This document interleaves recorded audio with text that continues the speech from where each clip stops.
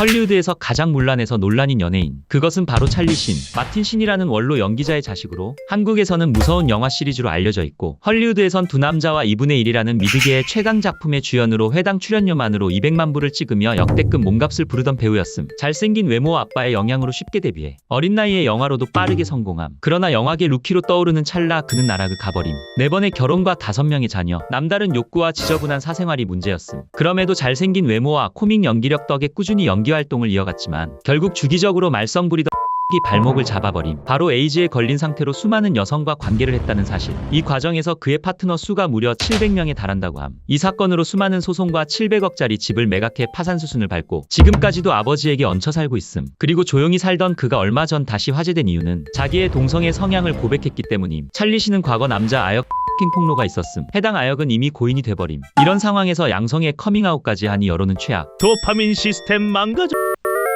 현재 욕먹고 있는 카톡 업데이트. 카카오톡이 15년 만에 대대적 개편을 단행했는데 욕을 오지게 먹고 있음. 친구 탭이 완전히 바뀌어서 이제 인스타그램처럼 친구들의 프로필 변경 내역이 타임라인 형태로 뜨게 됨. 채팅방 폴더 기능과 메시지 수정 기능도 추가되고 카톡에서 바로 쇼폼까지 볼 수 있게 됨. 하지만 이용자 반응은 완전 혹평일색임. 이용자들은 카톡으로 남의 사생활 보고 싶은 게 아니라 대화하고 싶어요. 프로필 자주 바꾸는 사람들 사진을 대문짝만한 크기로 계속 봐야 해요. 라는 반응을 보였고, 또한 친구 탭에서 무조건 프로필 변경 내역이 먼저 뜨는 것과 보고 싶지 않은 사람들의 프로필 변경 내역을 큰 화면으로 강제로 봐야 하는 상황. 쇼폼 기능에 대해서도 반강제적으로 봐야 한다. 메신저가 아니라 SNS가 되고 싶은 것이냐? 라는 반응. 블라인드에는 카카오톡 개발자로 추정되는 사람의 글이 올라왔는데 우리는 시키는 대로 만들 수밖에 없었다며, 이번 카톡 업데이트는 여러 기획자들이 부딪혀서 만든 게 아닌 위에서 만든 일인 기획 작품으로 봐달라고 함. 이어 회사 망하기 전에 떠야 하나라고 진지하게 생각 중이라고. 카카오톡 지울 때가 온 것 같다.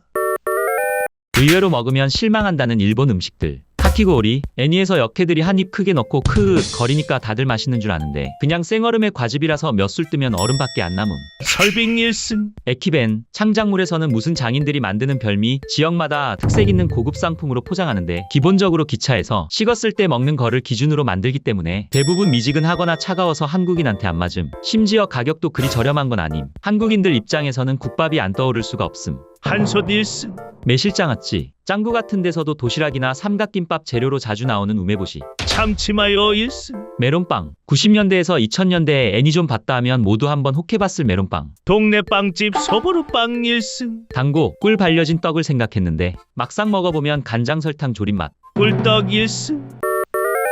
요즘 미국인들이 가장 좋아하는 패스트푸드점 1위. 그곳은 바로 치클레. 메뉴 구성은 심플 그 자체임. 메뉴도 치킨버거 외엔 거의 없고 구성은 빵에 치킨 패티, 피클 이게 끝.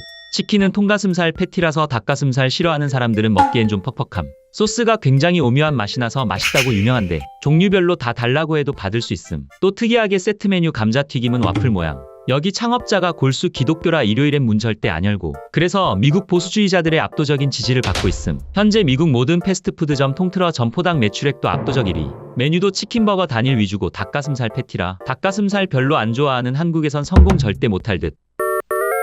사람들이 은근히 좋아하는 냄새들. 비 내릴 때 흙냄새, 비 올 때 나는 흙냄새는 깨끗한 자연을 연상케 함. 지하주차장 냄새, 오래된 창고 비슷한 냄새를 맡을 수 있음. 주유소 냄새, 주유소 특유의 기름 냄새는 왠지 모르는 중독성을 불러옴. 헌책 냄새, 책 속 특유의 종이 냄새가 있음. 누렇게 변한 오래된 책일수록 마음을 차분하게 만들어줌. 페인트 냄새, 은근 머리 아픈데 또 계속 맡고 싶어짐.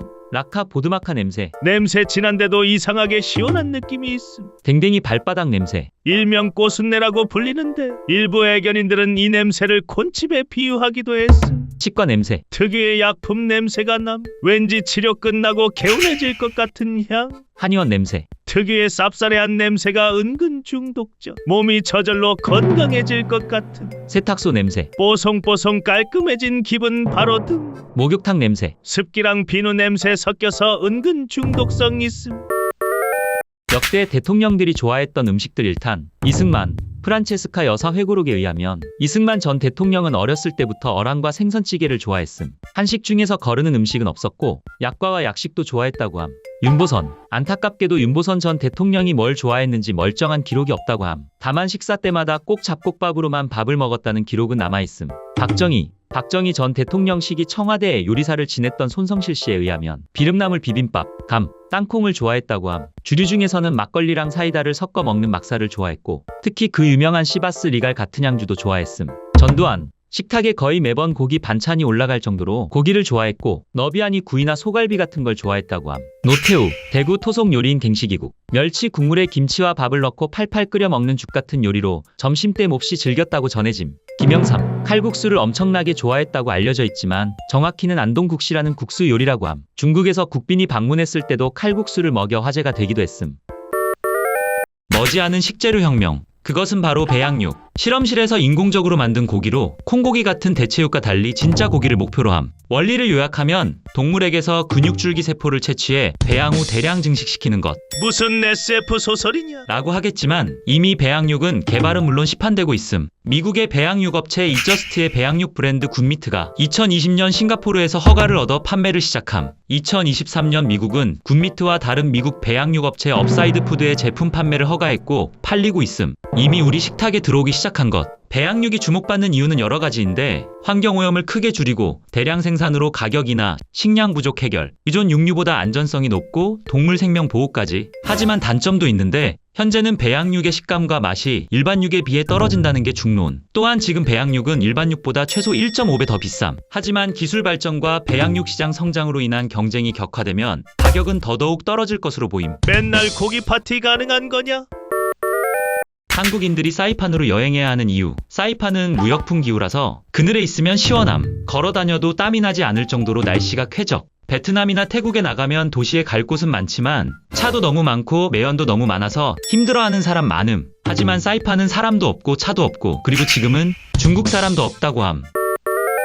에버랜드 신규 초대형 롤러코스터 등장? 우리나라 테마파크 산업의 시작이자 끝을 보여주는 용인 에버랜드. 갈수록 줄어드는 방문객과 코로나 타격으로 에버랜드는 망한 테마파크의 길을 걷고만 있음. 그나마 푸바오 때문에 동물원에나 투자하지 놀이기구들은 수십 년 된 고물덩어리밖에 없는 수준이었는데 최근 에버랜드 신규 어트랙션에 관한 재미있는 추측이 나돌고 있음. 그건 바로 2025 유럽 어트랙션 박람회에서 세계 3대 어트랙션 제조회사 중 하나인 RMC가 스플릿 렉스 코스터를 발표했는데 RMC에서 롤러코스터를 공개하며 보여줬던 3D 조감 도샷 속 구조물 배치가 용인 에버랜드 구조물과 정확하게 일치한다는 것을 레딧 해외 유저가 발견함. 이후 해당 조감도를 구글 어스로 대조했더니 완벽하게 들어맞음. 에버랜드 내 해당 위치로 예상되는 부지도 심지어 현재 공사 중인 상황. 스플릿 렉스 코스터는 RMC 역대 최고 높이와 속도를 갱신한 역대급 스펙이기 때문에 만약 이게 확정된다면 세계 최대 규모의 기가 코스터가 에버랜드에 생기게 되는 셈. 거기다 내년 에버랜드 개장 50주년이라 큰 거 올 수도 있다는 반응이 대부분임. 고유명사화가 되어버린 상품. 햇반. CJ에서 만든 전자레인지 쌀밥의 상표명이고 다른 브랜드에서도 이러한 제품을 만들지만 전부 햇반이라고 불림. 딱풀. 그냥 고체풀이고 아모스에서 만든 것의 제품명이 딱풀인데 모든 고체풀이 딱풀이라 불림. 호치키스. 정식 명칭은 스테이플러지만 일본어인 호치키스가 일제강점기 시절에 한국에도 전파되어 그대로 굳어짐. 포크레인. 정식 명칭은 굴삭기인데 프랑스의 포클랭이라는 회사명에서 유래한 단어로 굴삭기보다는 포크레인이라는 말로 굳어짐. 정작 포클랭 회사는 현재 포크레인을 안 만든다고 함. 제트스키. 일본 가와사키 중공업에서 만든 제품의 이름인데 제트스키로 굳어짐. 정식 명칭은 개인용 소형 수상 차량. 데일밴드. 데일화학공업이라는 회사에서 만든 일회용 반창고에 데일밴드라는 이름을 붙이면서 고유명사처럼 인식됨. 스카치 테이프. 3M 회사에서 생산하는 테이프의 고유 상표가 스카치임.